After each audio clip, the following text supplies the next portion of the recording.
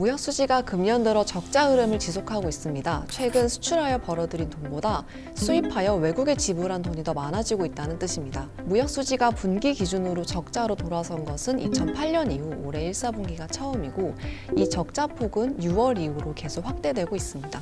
수출이 양호한 흐름을 보이더라도 수입 단가나 물량이 늘어나 지불해야 할 수입 금액이 크게 확대되면 무역 수지가 적자를 보일 수 있습니다. 무역 수지 변화를 단가 요인과 물량 요인으로 구분해 보면 최근 무역 적자 대부분은 수입 단가 상승으로 인해 나타났고, 이와 더불어 중국의 경기 둔화 등에 따른 수출 물량 축소도 일부 작용한 것으로 분석됩니다.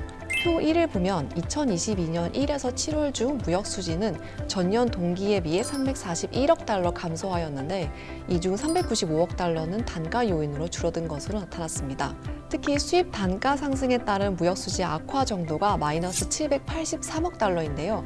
이는 수출 단가 상승에 따른 무역 수지 개선 폭인 플러스 388억 달러의 2배에 해당합니다.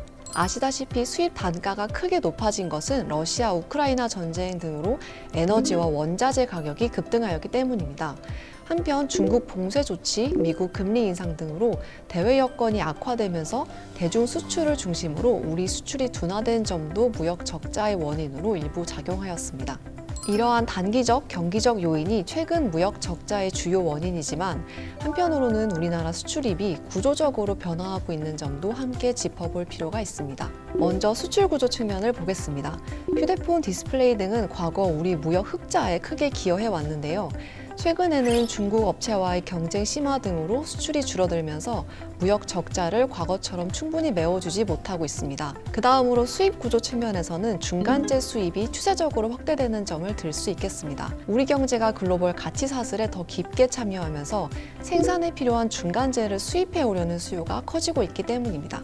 이러한 무역 적자 흐름은 당분간 이어질 것으로 예상됩니다. 국제 유가가 높은 수준을 유지하는 가운데 글로벌 경기 둔화 영향도 본격적으로 나타날 것으로 보이기 때문입니다. 물론 미중 갈등과 같은 무역 환경 불확실성을 감안할 때 예상보다 더 악화될 가능성이 있긴 하지만, 최근 무역 적자 대부분이 수입 급증에 기인하는 만큼 원자재 가격이 안정된다면 무역 수지가 개선될 가능성이 있습니다. 한편 우리나라가 해외로부터 벌어들인 이익을 포괄적으로 평가하기 위해서는 무역 수지뿐만 아니라 경상 수지를 함께 봐야 합니다.